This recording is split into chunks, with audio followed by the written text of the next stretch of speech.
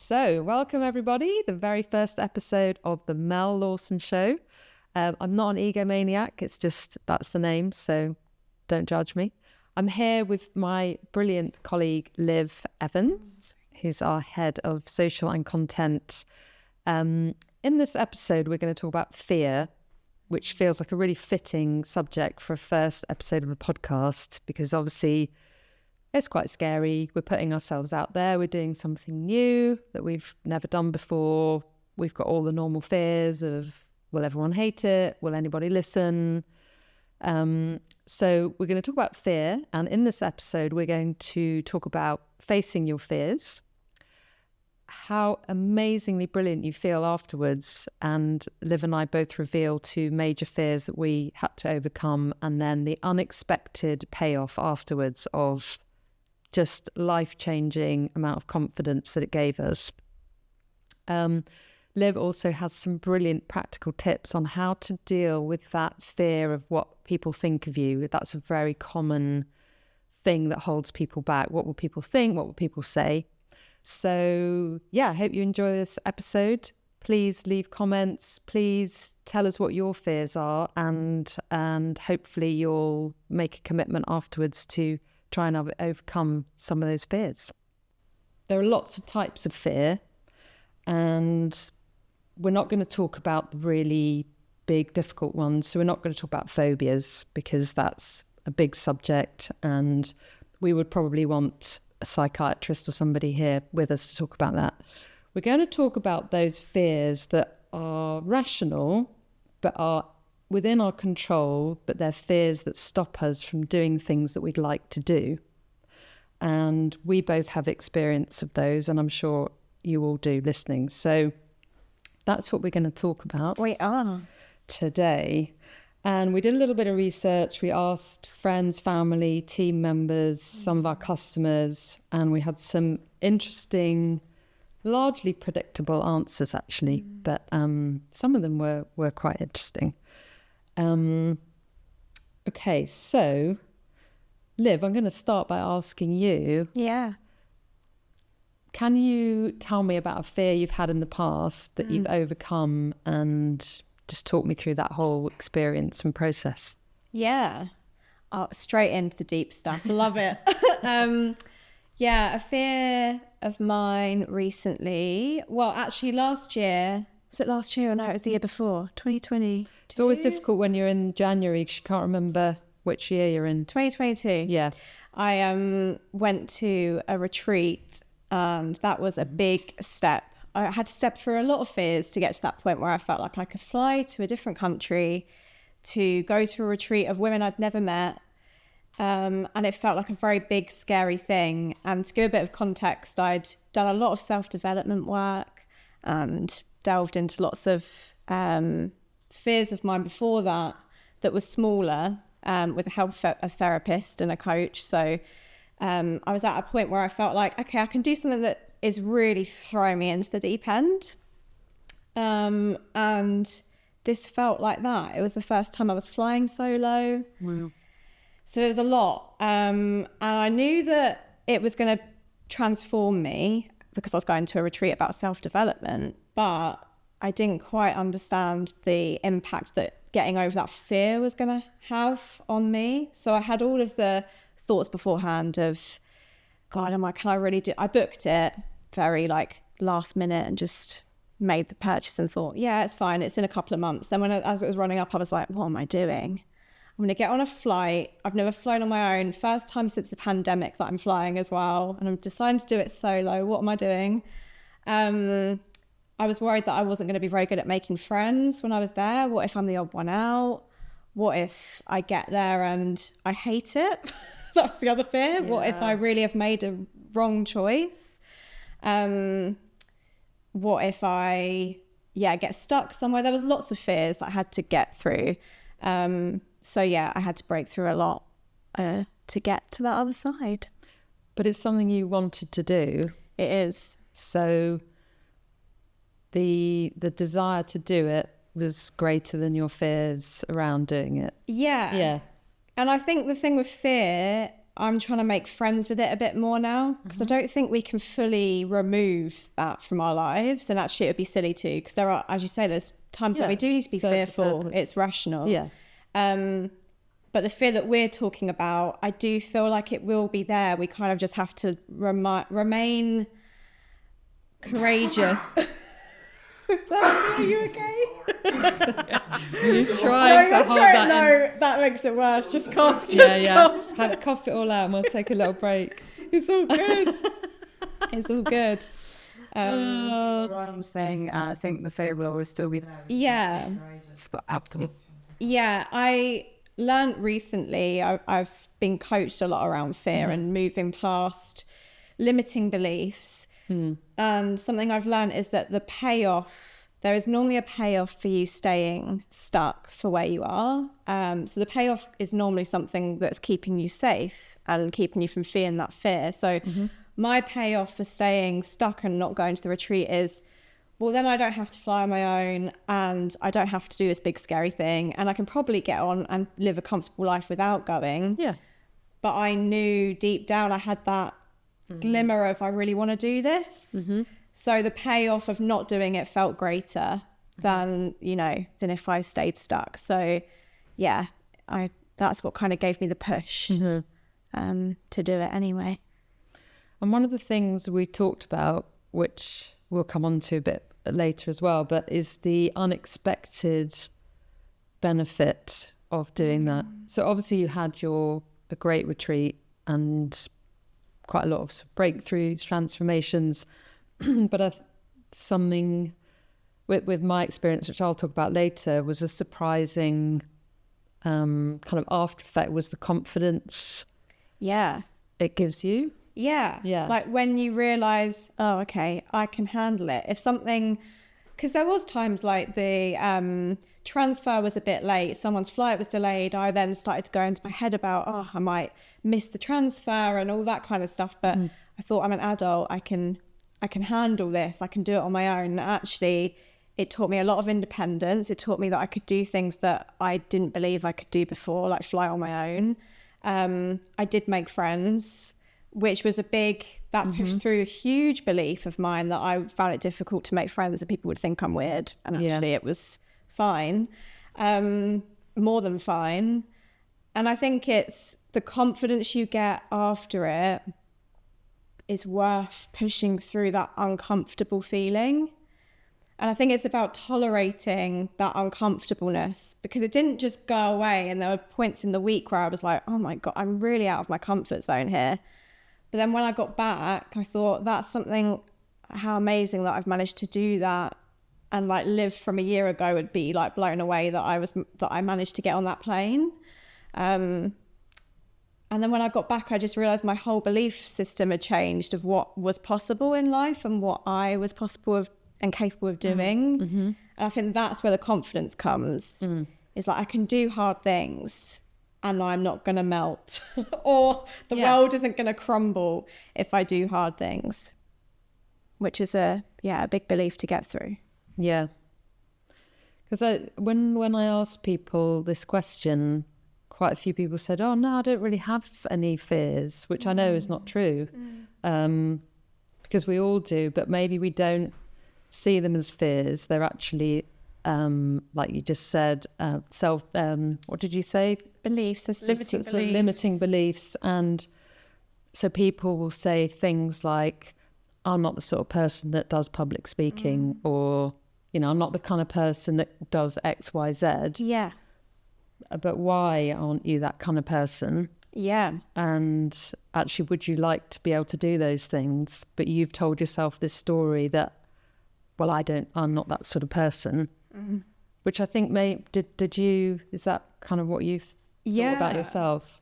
Yeah, the fear for me was, if I push through this fear and I do this thing, who am I going to be on the other side of that? And are people going to accept this new version of myself that is more confident, more assured in herself, which was all the things I was feeling. But then, we're built inherently to want to be as part of a team, and people around us are so important to us as humans. and we want to belong. So it's also pushing through that uncomfortableness of, I accept me, and the people that don't accept me or accept my choices, because some people want to stay stuck because it's the easier thing to do, because maybe people around them are saying, why would you want to do that? Yeah. Don't do that, or use your money elsewhere, or why are you not going on holiday with your partner instead, or all these things from their own belief systems are coming in. So you have to be quite strong in, no, this is something I have to do for me. And if people don't like it, they're not your people. Yeah. Well, it's also that thing around, a lot of people will say, oh no, why would you want to do that? That sounds awful. Or, this sort of wanting to stay comfortable is thinking that, well, that's going to make you happy. Don't put yourself in stressful situations on purpose. Like, don't choose to do something stressful, just what you did. Yeah. But doing those stressful things actually makes you so much happier. Yeah. Because it's a sort of it's a combination of new experiences, but also feeling, oh, I did that. Exactly. What else can I do? It's like this podcast with you. Yeah. It's like pushing through that initial fear of like that barrier. Yeah. And yeah, for context, Liv has been nagging me since 2019. Yeah. About a podcast. Yeah. Finally got her on the mic. I kept saying, no, I was going to listen to that. Why, why would anyone want to listen to me? Blah, blah, blah, all those things. But yeah, so I had my own sort of big fear breakthrough last year. So when I was 3 years old, I fell into a swimming pool in Mallorca. My parents weren't being good parents and didn't notice that I was walking along the deep end edge in flippers that were way too big for me, and they all got all caught up, and I went head first into the deep end. And can still remember seeing I could see the wall and the stairs as I was sinking to the bottom. Oh, wow, no. And didn't know what to do, and just started screaming in the water as a 3-year-old. And then I don't remember anything else. And then thankfully my older brother, who doesn't normally pay much attention to me, no, just kidding, he hoiked me out. And they had to do the whole, pump my chest thing to get all the water out. And it was horrible.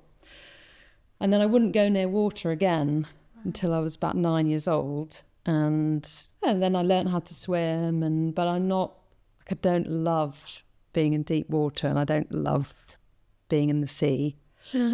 And my brother-in-law, who's one of my husband's brothers, announced that for his birthday, 50th birthday, he'd like us all to go to Costa Rica. Sounds lovely, right?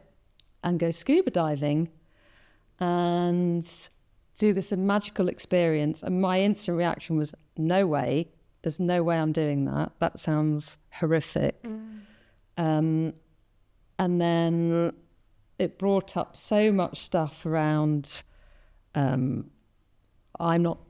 just not the sort of person that can cope with that. And I have quite a legitimate reason. Why would you want to do that? It's not a useful life skill. You don't, in an emergency, you don't strap on your scuba gear and go underwater. So there was a whole lot around it, but also it was a family thing, and I didn't want my children to think, well, mummy's not doing it, so I won't do it.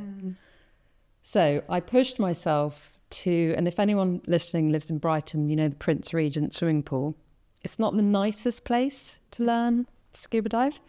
And so we did it. There's a sort of diving pool where you go in, you've got all your kit on. And I was thinking, right, I was a nervous wreck. I was like, okay, yes, not too bad so far. And then the first time we went under the water, and you have to do this exercise where you fill up your goggles with water.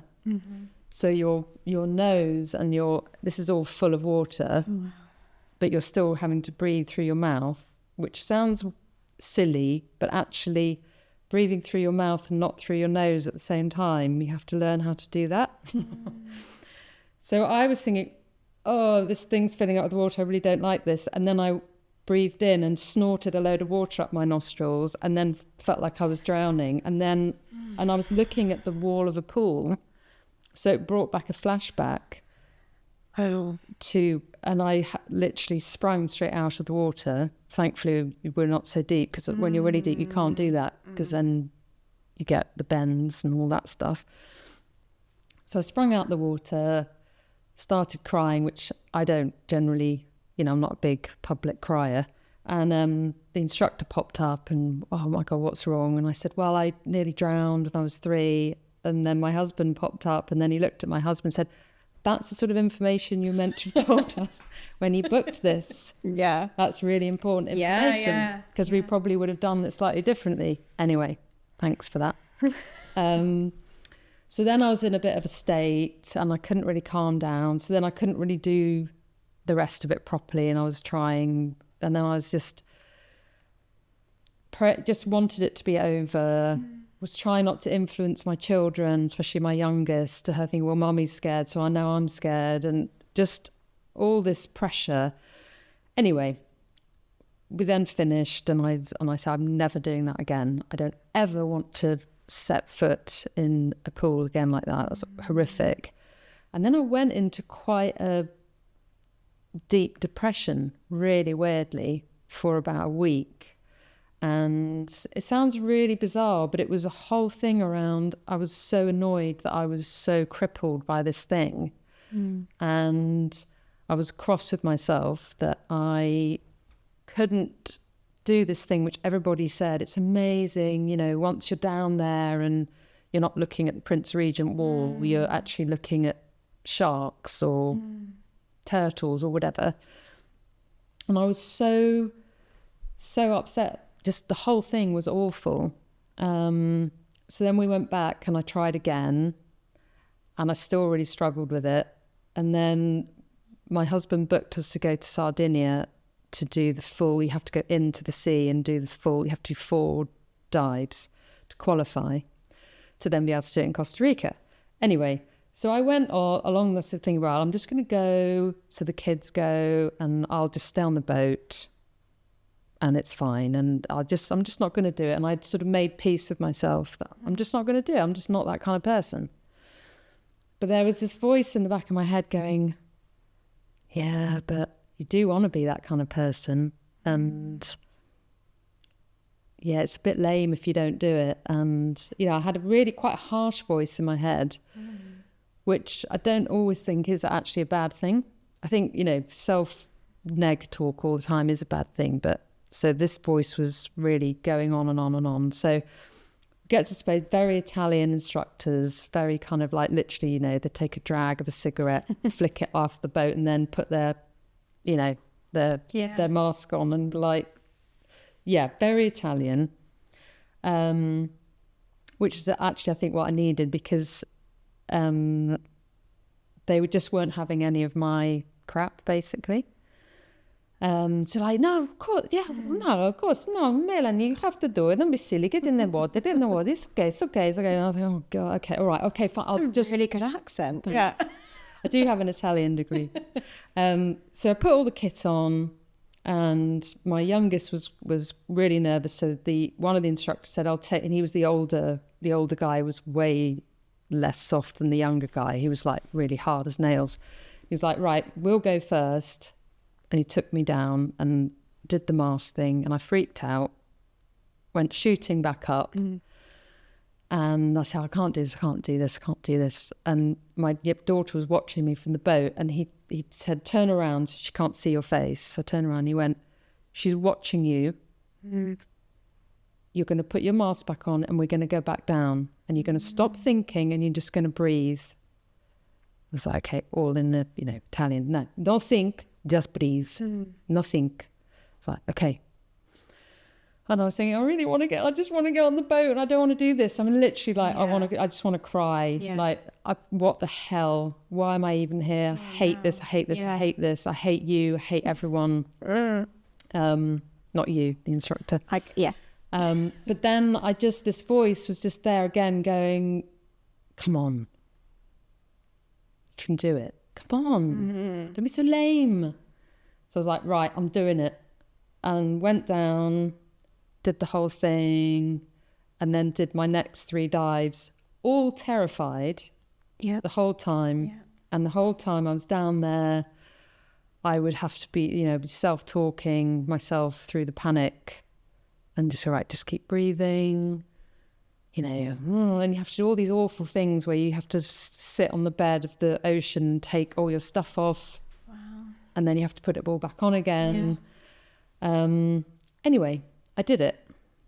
And I'm now qualified, like the basic level qualification. But what I didn't expect was to feel so amazingly brilliant and confident that I'd overcome this huge thing, which made me really think about other fears that I have that are limiting. And actually you can push through them. And I really feel like if I can push through that one, then people can push through theirs. 1,000%. I mean, even hearing that story, and you've spoken to me about it before, but just hearing the kind of process, I'm like in complete awe. Because like that, the fact that you did the practice and then it was even traumatic and you had a sort of flashback even then. What was it that made you push through to do that? I know there was a voice that was kind of saying, come on, but like that, to have that traumatizing experience and still have enough courage to get back in the water again. What do you think was the thing that just pushed you back in? So I had lots of friends saying to me, oh yeah, no, don't do that. And, friends who've done it have said it's not that great even once you're down. Oh, why would you want to do that? You're 50, you don't need that stress. Just don't do it. Read a book while they're all out doing it. And I'm like, yeah, you're right.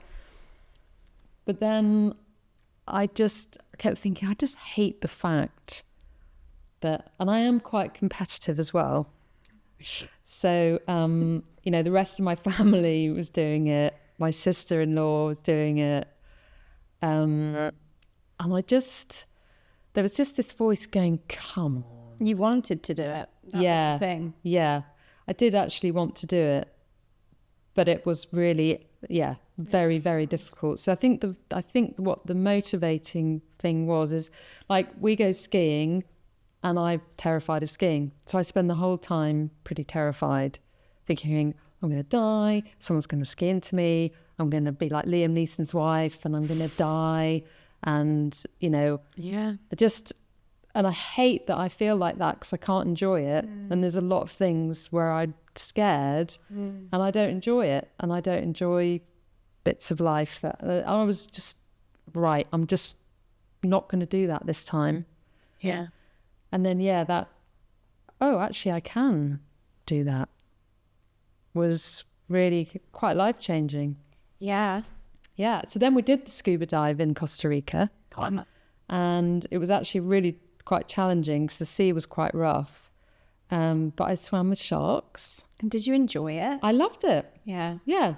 I was quite scared, but the instructor, who's a lovely English woman actually, who lives out there, she said, it's fine, you just look at me the whole time. And she was amazing.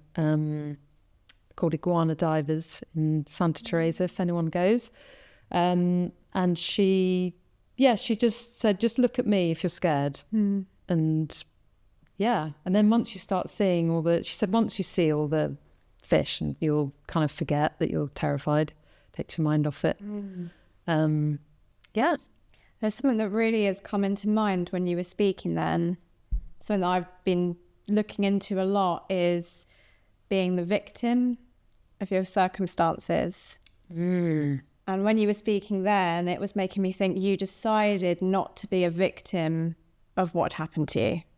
Because you could have easily said, this is just me, I had this traumatic experience. And actually, kind of reasonable. If you said you never wanted to get in the water again, I think I'd understand based on that experience. But you said, no, I want to do this thing. I'm refusing to be a victim of that. And I think a lot of us can victimize ourselves by our fear. And so when I think about, I have been developing a lot of self-love over the last few years. And when people hear that term, they think of it as like this fluffy thing and take bubble baths. And that's all great. If that's your term of self-love, that's great. But for me, self-love is doing hard things and knowing that I can look after myself in those moments. So I have my boundaries. If someone pushes me too far, I'm going to say, that's too much for me now. I'm not going to do it. But I'm always just pushing myself past that fear, because for me, that's saying I'm not a victim of this feeling or this past experience. And that sounds like, would you say that's correct, how you feel? I think that's spot on, actually.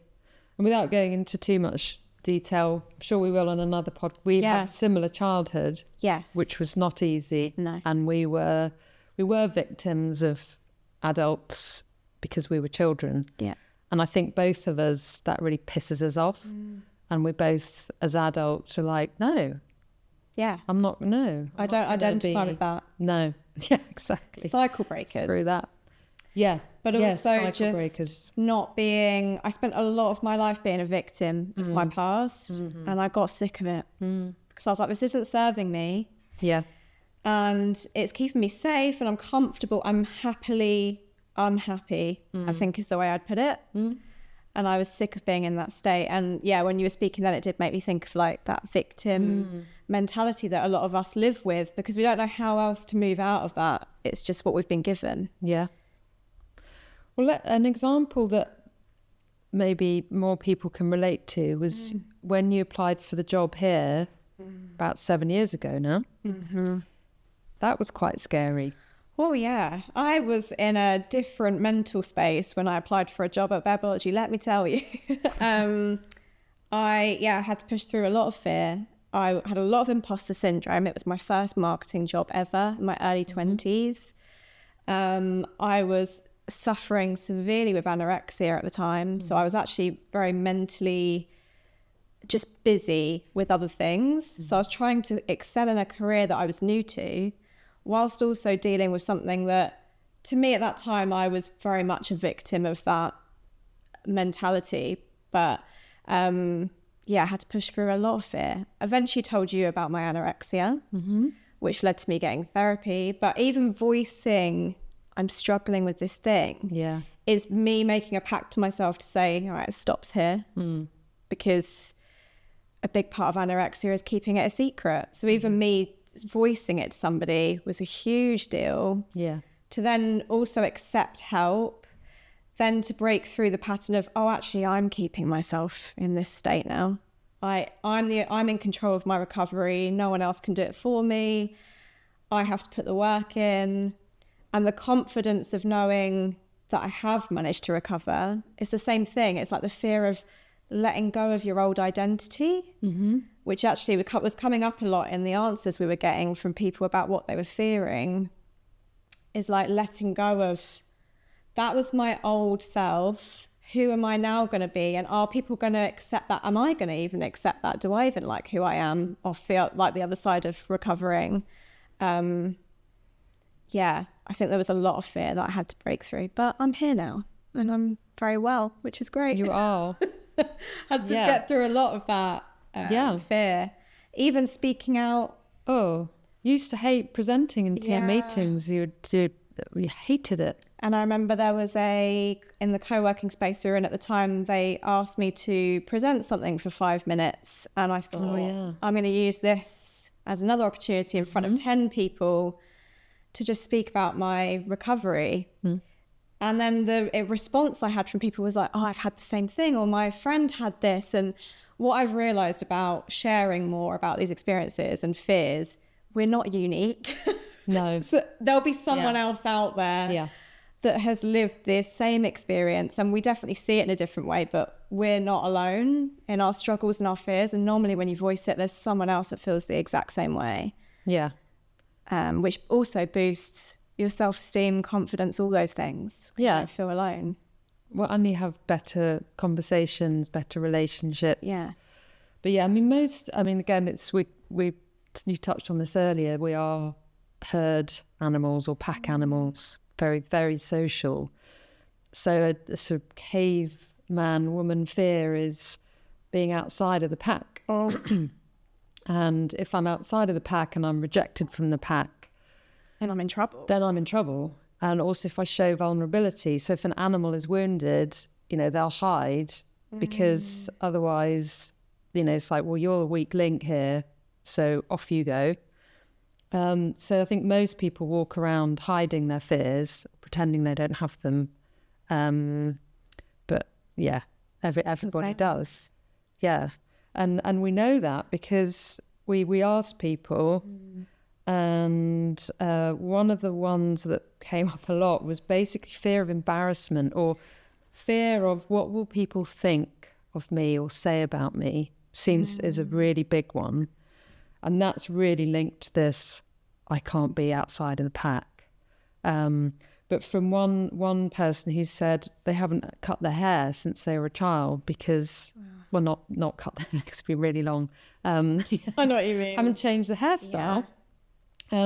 Because as a child she feared people noticing and commenting on it, and would love to go dress up in fancy dress to cool fancy dress parties, but just can't because of this.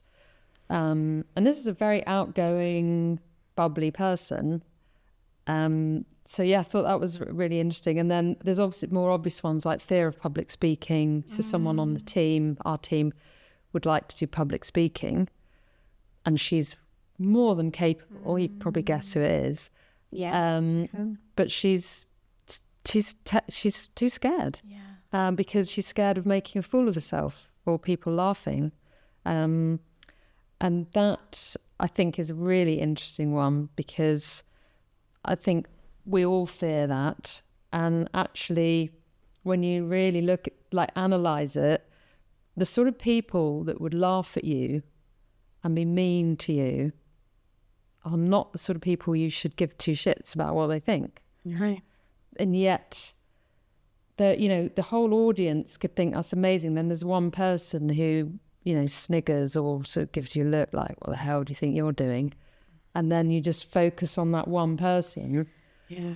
And what's that all about? But so many people don't do things. This is one of our customers said she wants to write a book, I think. Yeah. Yeah. And obviously has stuff to say, but she's worried that there'll be some sort of backlash or, she'll get trolled or, so that's... so that seems to be a really, really common one. One obviously most teenagers suffer from, my children suffer from, this fear of embarrassment. Yeah, and I think embarrassment, the word that comes to mind for me when I think about embarrassment is shame. That fear of being shamed. Shame is such a horrible emotion to sit with. And the majority of the time we shame ourselves. Mm-hmm. And actually, if someone says something and you think, I feel shame about that, I've now come to realise that actually it's just their lens. They're viewing that you can't be for everybody. Mm-hmm. So I used to be the sort of person that would morph and people please depending on who was in front of me because I wanted to survive and learnt that from early childhood. I got to morph to the environment. As soon as I let that go, I did realise, some people aren't really going to get me, or some people might not agree with me. Mm-hmm. If you're okay with that and realise that actually that's a good thing. If you're for everybody, there's normally something missing. Like, who am I? I'm morphing for everybody. There's not ever a difference in opinion. That's okay. Mm-hmm. So I think if you can get happy with that and who you are and your sense of self, then someone can't have as much of an impact if they shame you because you're seeing it as, well, that's that person's belief pattern, lens. I'm not for you. Mm-hmm. It can hurt, but I'll move on. I won't internalize it as much. And it does take practice to get to that. I still take on other people's opinions. It's a human it's very nature hard not to. But it does come down for me with that shame, the underlying shame of that embarrassment. Yeah, that's not a nice feeling. And that's the being able to sit with that and realise that it's not yours sometimes, just to hand it back. Yeah. And actually... I've done a fair bit of public speaking. I was on live radio a couple of weeks ago. Smashed it. Which was super fun. And I get nervous. I'm nervous doing this. Yeah. But it doesn't stop me doing it because partly I've done it enough times to know that, what's the absolute worst that can happen? But the good thing is afterwards, generally, you feel a buzz and you learn something, and it's a great feeling. So one of the other, let's look at some of the other ones. Yeah. So fear of failure is obviously like a classic one. And the amount of people who, you know, who want to start a business, for example, or write a book or change job, and they go, well, I can't because, you know, what if I fail? Probably will fail, you know, that kind of mindset, which again is totally rational. But the flip side, and, you know, I've got a friend who would really like, he's incredibly talented, had a phenomenal career, is full-time mum now, has been for a while, kids are teenage, and has this fear of, well, what will people say about me when I die? That, oh yeah, she was a good mum. And that's kind of it. And there's stuff she wants to do, but it's just, she can't quite get started. And, you know, I started my business when I was 40 and I had 3 children and I'd never done anything like that before. And I had all of those fears of failure. So, well, probably will fail, you know, that was my kind of, but then I thought, but what if it was really amazing? And I think we spend too much time on the what if, all the bad things. What if this, what if this? And 2 things for me. So it's about what if it's amazing? Yeah. How cool would that be? And actually, if it's not, then at least I've tried. I think that for me, the fear of regretting wasting my life or not following a dream or doing something I really wanted to do is much bigger than the fear of what if it doesn't work. Yeah. And also just relationship with failure. I've learned more from my failures maybe than my successes. So it's not always a bad I think society paints it as a bad thing to fail. And there'll be people in our lives that will be like, oh, you failed at that. Fine. But actually, if you get past the initial disappointment, it's not for me, or it leads to something else. So I think you're right. It's about the perspective shift. Yeah.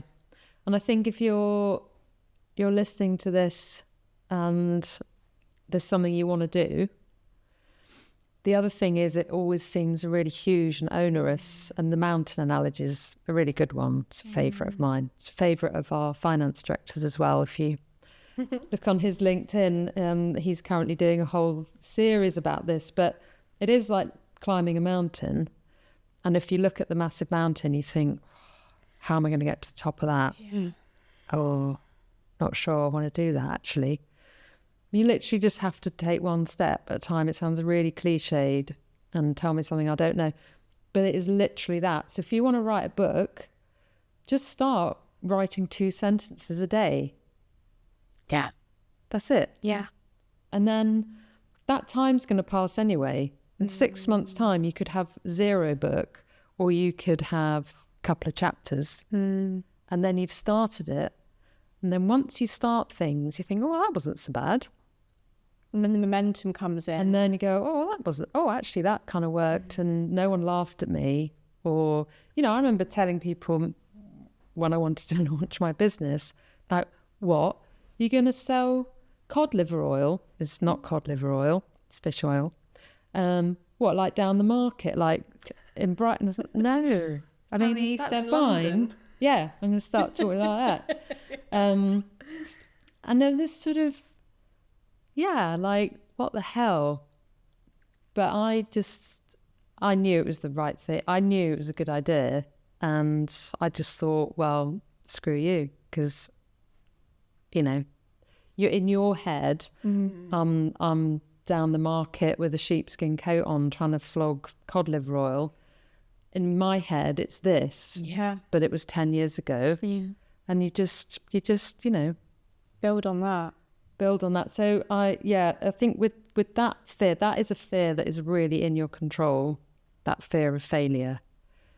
and make the fear of regretting not doing it stronger. Yeah. And ask yourself what the payoff is staying where you are. Yeah. And if that is worth not doing it, because normally, like for me, it would just be, well, I just get to be safe, but like life isn't really for that. Yeah. So you just kind of have to go off the diving board and just see what happens. Yeah. And you could do something big, like a retreat or a scuba dive. Yeah. Or it could be something small. Yeah. Like smaller fears that I've had recently, setting boundaries with friends and voicing that. And before I just wouldn't. Or in a difficult situation in public where I want to voice that I don't think what's going on is right, but I wouldn't normally. Yeah. Things like that, where there's a bit of fear and then after you've done it, you've stuck true to yourself. Mm-hmm. There's smaller things you can do to practice. Dipping your toe into, I'm going to fear something, I'm going to do it anyway. And then you can work up to the big stuff. Yeah. Definitely, because it is something, and I think those big things, like for me, the scuba diving and you, the retreat, those are really good. So if you can find one of those and work towards that, I think that's really life-changing. But like you say, just those little things that you're scared of doing. There's a lady, I don't know her name, but I stumbled across her on a podcast, who forces herself to do, I think she's done 100 things she's terrified of. And now she's sort of made a whole career out of it and doing talks on it, which is, brilliant. And I'm not quite into, that's a step too far for me to sort of spend my time finding things I'm terrified of and forcing myself to do them. Right. But just, like this. We could easily have not done this. I can think of a million reasons not to. I don't have time. Yeah. All those things. Yeah. Blah, blah, blah. But it will boost confidence. Yeah. Yeah. What thing we were going to talk about, and you had a lovely analogy about the bow and arrow. So some people said, I actually fear success. Yeah. What if I'm successful? Yeah. I actually have a lot to say on this subject. It's actually a lot about being seen for me and people's perspective. So, who does she think she is being all successful? Who does she think she is being? Because there's just this shame that comes with somebody actually standing up and saying, I've done a really good job at this, or I feel successful at this, or look at this thing I've created. You always are worried that someone's going to shame you and be like, all right, if someone else can do it better, or you think that's good, look at this. And I think the fear of success for me was always the letting go of my old identity, because I didn't know what the new identity was going to be. And that's a whole other subject in itself, but sort of letting go of all of those limiting beliefs. You do have a bit of a moment where you're like, well, now I don't know who I am. So I've shed my old shell and I'm some naked crab looking for my new shell. That's kind of what it feels like. So it feels quite vulnerable to be successful at something you haven't done before, because then you're like, well, this is new and now I'm winging it. So you're kind of setting yourself up for a lot of people to have opinions, a lot of people to see you. So I can understand why. I mean, that's kind of from my perspective. Maybe it's a different fear, but that's what comes just to mind drawing attention to yourself. Yeah. And if you've spent your life trying to hide, like I literally spent my life trying to be smaller. So if you put it in that perspective, when you're then sort of presenting yourself as someone that wants all these, success in your career, success in your relationships, it does take a bit of pushing past some fear barriers. And an analogy that my coach told me once was to pull through fear, you kind of have to go backwards a little bit, like a bow and arrow. So as you're pulling back, you're kind of looking back and thinking, what's stopping me? Then you leap forward quite a lot.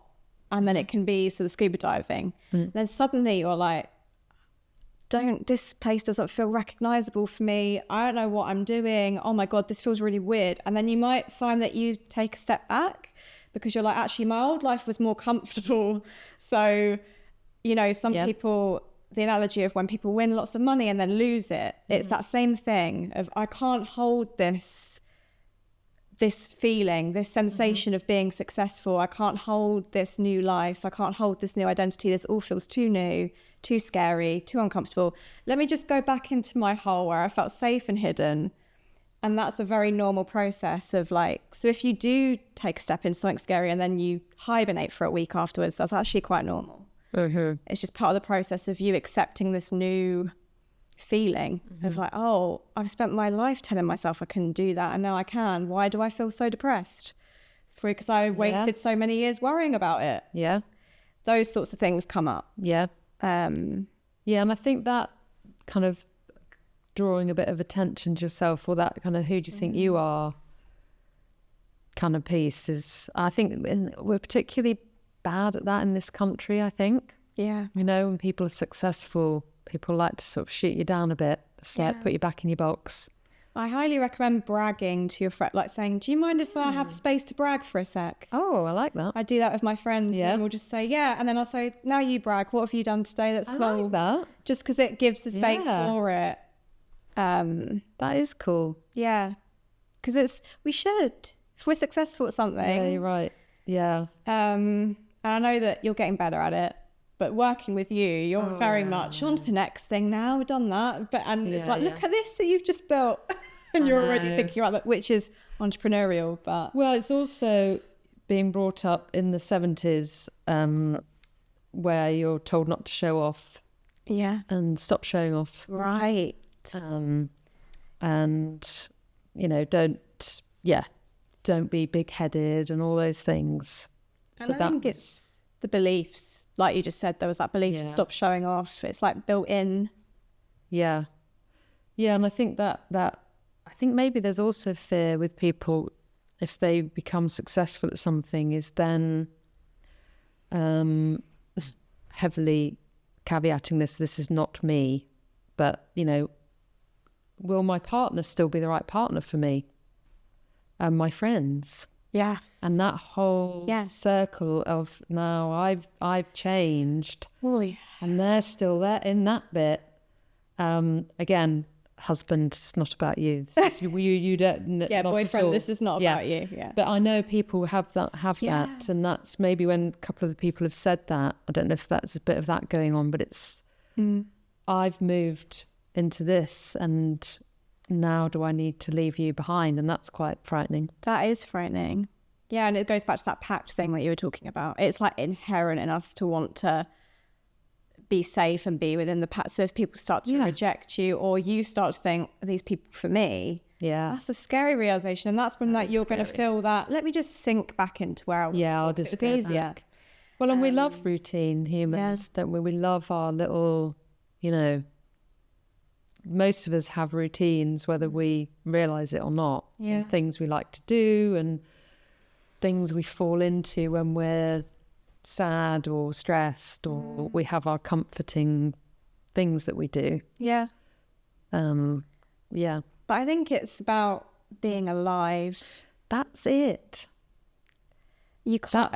Exactly. You may as well be in a comfortable coffin. Yeah. If you don't push yourself. Do you know what I mean? Get comfy in your coffin. You're alive, but you're just stuck in your comfortable coffin. It's like to feel alive, we have to. Yeah. And as humans, change is literally inevitable. If we try and stay where we are, trust me, I've gone over this multiple times in my head of trying to even keep my body the same, keep my mind the same, keep everything the same. If you do that, you lose out on so much joy and aliveness, and actually finding people that are for you and finding your purpose. Even you halt all of that if you try and keep yourself in the same place, because we're not meant to. We're meant to evolve. No. Well, there's that cheesy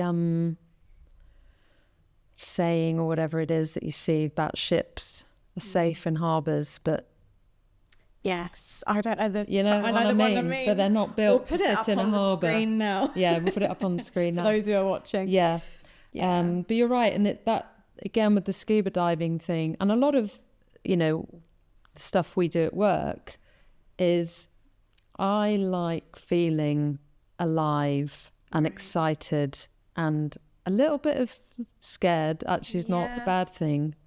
That sort of nervous, buzzy.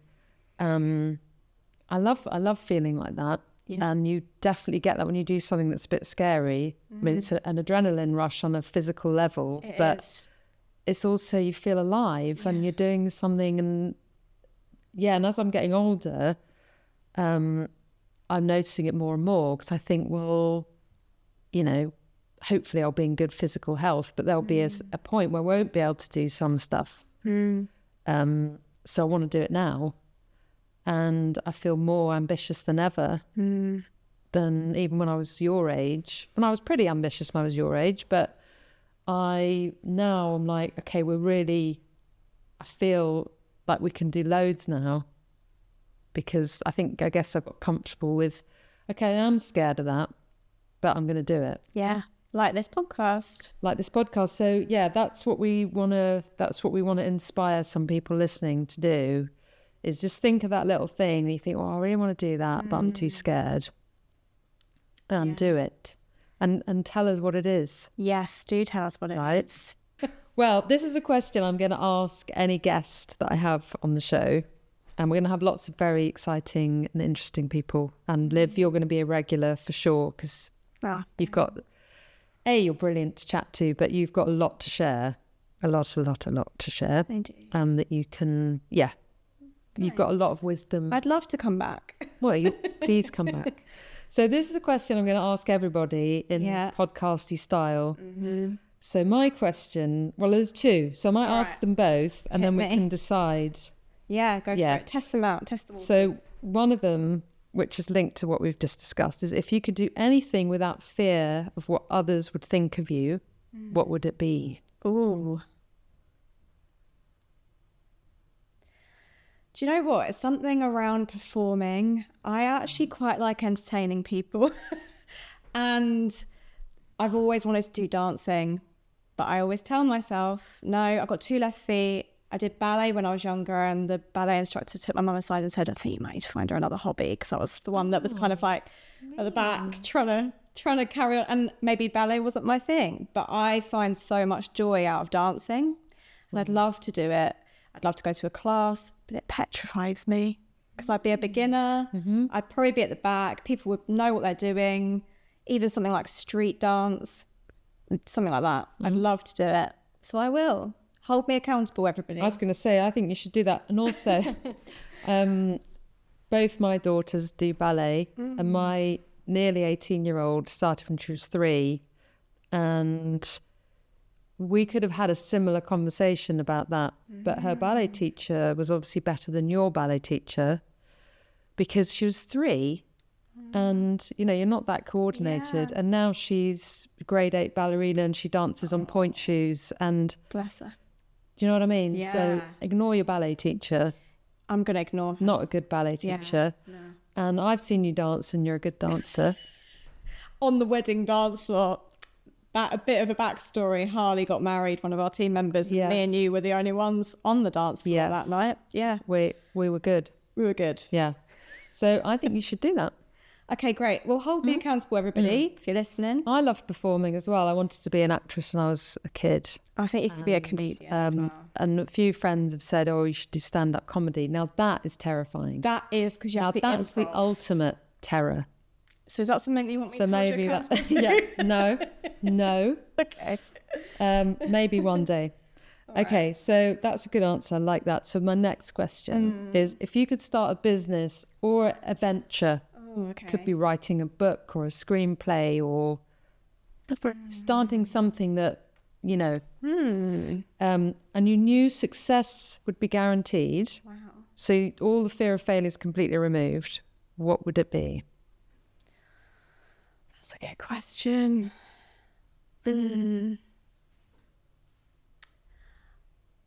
I don't really know what the business would be, but I pride myself on being a sensitive person and being very thoughtful and feeling. I cry a happy cry, a sad cry, I just feel everything. I'd love to create something where people felt like they belonged in that sort of, whether it's teaching people how to bring that into business, how they lead, how they manage people. I don't know, something along those lines. That's what comes to mind. It's a bit nothingy, but No, it's not nothingy. yeah, something like that. around helping people feel more in a world that tells you not to feel. Mm, That would be my business. nice. Yeah. I like it. Cool. So, how should we wrap this up? Should I do a little... Good question. Yeah. This is new for us. Yeah. I think we can wrap it up by saying, if you're watching on YouTube, Yeah. please subscribe. Yes. If you're listening, give us a little rating. Yeah. Let us know what you thought. And follow. And follow us on TikTok and Instagram, because we will be posting on there. Mm-hmm. Yeah, subscribe to the pod. We're a bit out of practice of this. Yeah. But if you also let us know what your fear is that you're going to break through. Yeah, that's a good one. Maybe leave that in a Leave it in a comment below if you're on watching. YouTube or and anywhere, right? Yeah. So all the usual follow us, like us, subscribe, do all the likings and subscribings.